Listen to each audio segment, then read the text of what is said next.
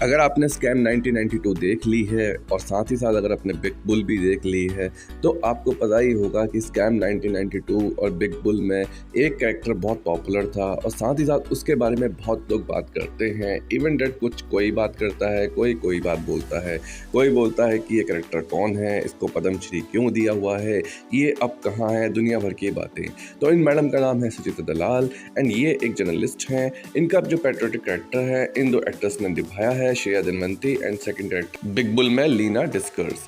तो इन मैडम के बारे में हर कोई जानना चाहता है कि इन्होंने कैसे केस को सॉल्व किया। मैं आपको बता दूं, इन्होंने LLB और LLM करी है, इनकी लॉ की नॉलेज अच्छी है।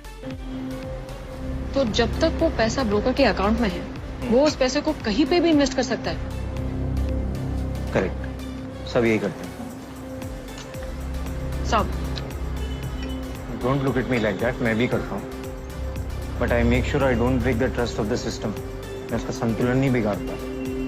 तो इस क्लिप से आपको आइडिया लग गया होगा इनकी नॉलेज के बारे में। बट मैं आपको एक बात बता दूं, उन्होंने कोई मास कम्युनिकेशन का कोर्स नहीं किया है। इन्होंने नॉर्मल अपनी पढ़ाई करी प्राइवेट कॉलेज से, उसके बाद उन्होंने सीधा LLB और LLM करा बॉम्बे यूनिवर्सिटी से। तो उस टाइम का दौर ऐसा हुआ करता था, कुछ मास कम्युनिकेशन पर्सन भी एंटर हो जाया करते थे। तो ये चीज़ आपको देखने में भी पता लग रहा होगा कि उनके पास कोई मास कम्युनिकेशन की डिग्री नहीं है एंड ये आज के टाइम पे एक पूरा मैगजीन एडिटर है, मैनेजिंग एडिटर है। तो डिग्री की कोई वैल्यू नहीं है ओवरऑल लेवल पे अगर हम देखा जाए तो।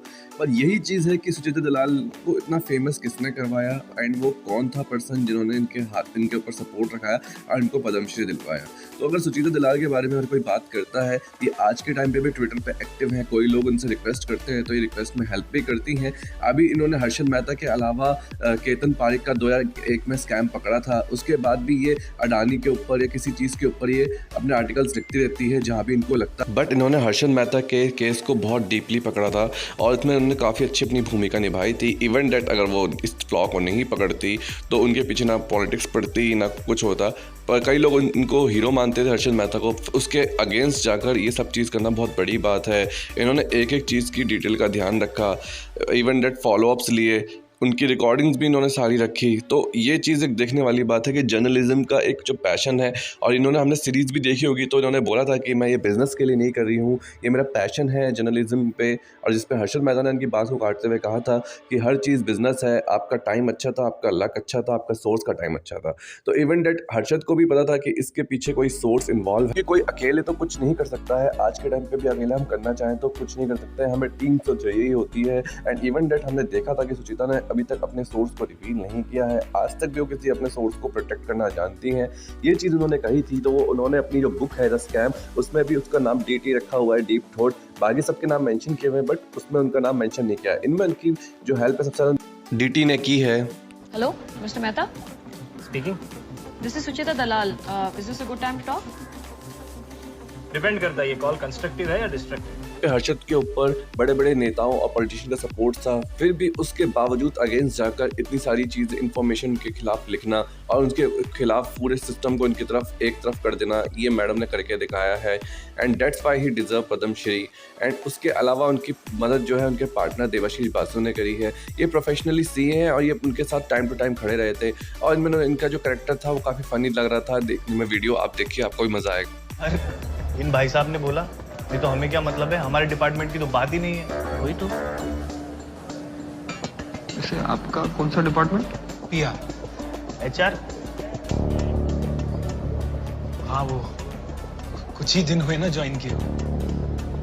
PR की HR?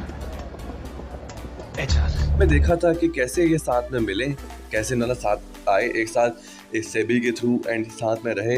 एंड उसके बाद कैसे ये एंड सीजन तक उनकी शादी के बाद पहुंच गई, क्योंकि पूरे टाइम देवाशीष बासु ने इनकी हेल्प करी विदाउट एनी सब, मतलब एक अलग डिपार्टमेंट में होते हुए। और प्रोफेशनली ये CA हैं तो उनकी काफ़ी अच्छी भूमिका रही थी चीज़ों को समझने में।